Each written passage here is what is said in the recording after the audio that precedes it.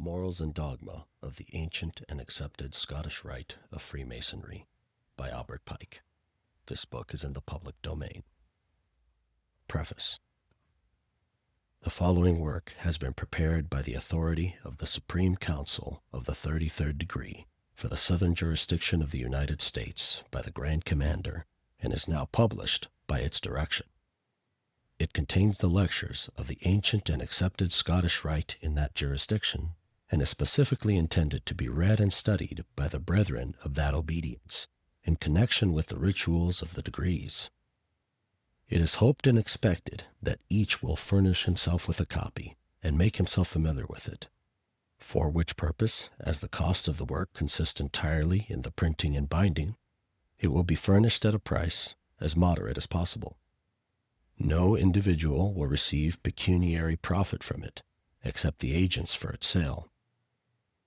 It has been copyrighted to prevent its republication elsewhere, and the copyright, like all the other works prepared for the Supreme Council, has been assigned to trustees for that body.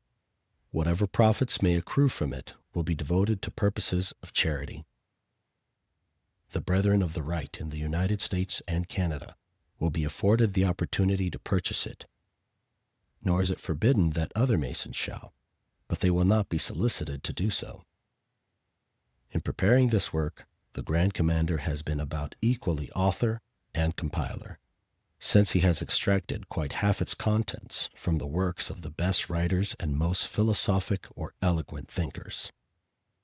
Perhaps it would have been better and more acceptable if he had extracted more and written less. Still, perhaps half of it is his own, and in incorporating here the thoughts and words of others, he has continually changed and added to the language, often intermingling in the same sentences his own words with theirs.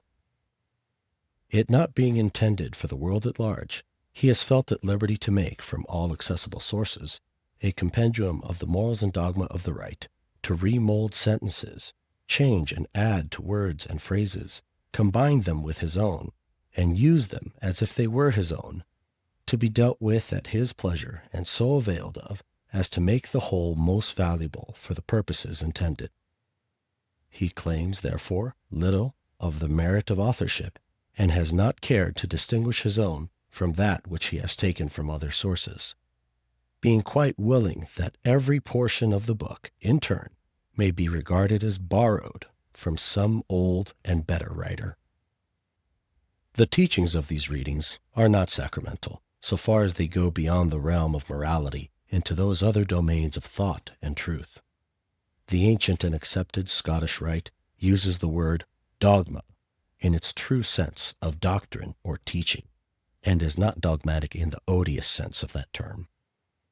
Everyone is entirely free to reject and dissent from whatsoever herein may seem to him untrue or unsound. It is only required of him that he shall weigh what is taught and give it fair hearing and unprejudiced judgment. Of course, the ancient theosophic and philosophic speculations are not embodied as part of the doctrines of the Rite, but because it is of interest and profit to know that the ancient intellect thought upon these subjects, and because nothing so conclusively proves the radical difference between our human and the animal nature as the capacity of the human mind to entertain such speculations in regard to itself and the deity.